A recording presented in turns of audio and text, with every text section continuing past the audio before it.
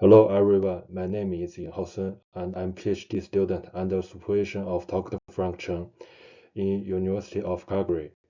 Thanks to the opportunity provided by Create Correct program, I conducted my mobility experience in Dr. Jing Liu's lab in University of Alberta.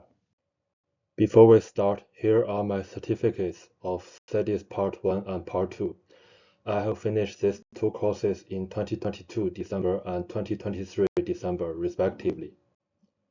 At the beginning, I would like to introduce how we propose to collaborate and conduct mobility experience in Dr. Jing Liu's lab.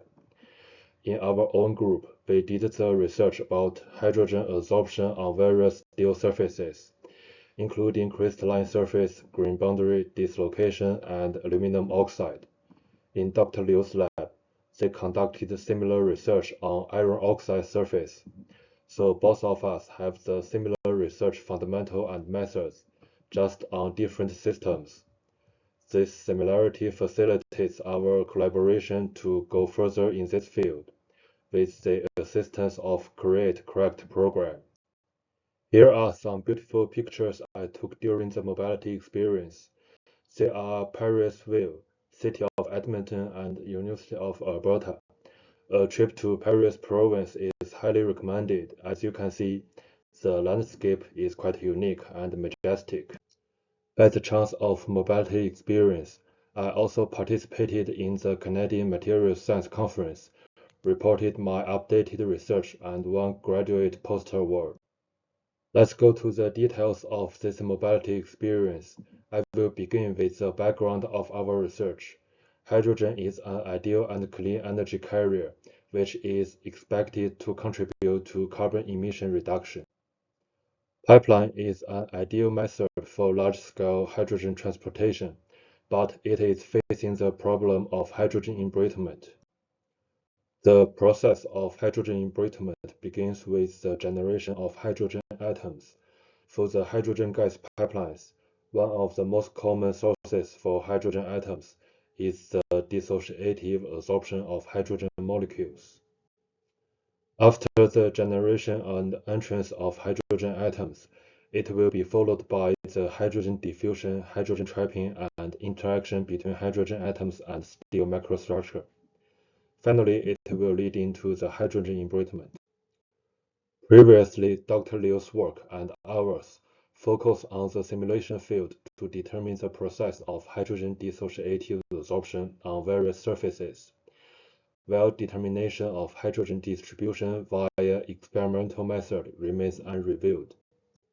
Here is the methodology that we apply. Unfortunately, the results remain unpublished, so I will just introduce our research methodology. First step is the gaseous hydrogen charging. We don't use electrochemical hydrogen charging, which is an easier method to introduce hydrogen into steel, as it has been demonstrated that electrochemical charging cannot simulate the hydrogen gas pipeline service conditions ideally. Second step is to determine the hydrogen distribution via SKPFM after hydrogen charging. This step aims to verify the DFT simulational results by experimental method. Final step is to measure the overall hydrogen content and hydrogen trapping feature by TDS.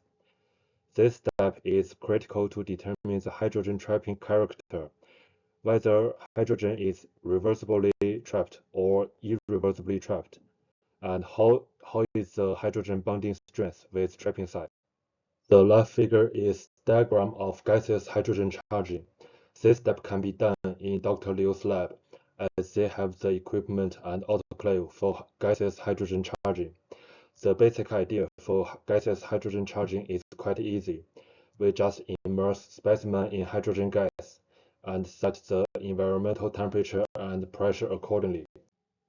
After gaseous hydrogen charging, we conducted SKPFM. SKPFM is a technique that can measure the water potential of specimen surface. In our own group, we have experience to apply SKPFM to measure the hydrogen distribution.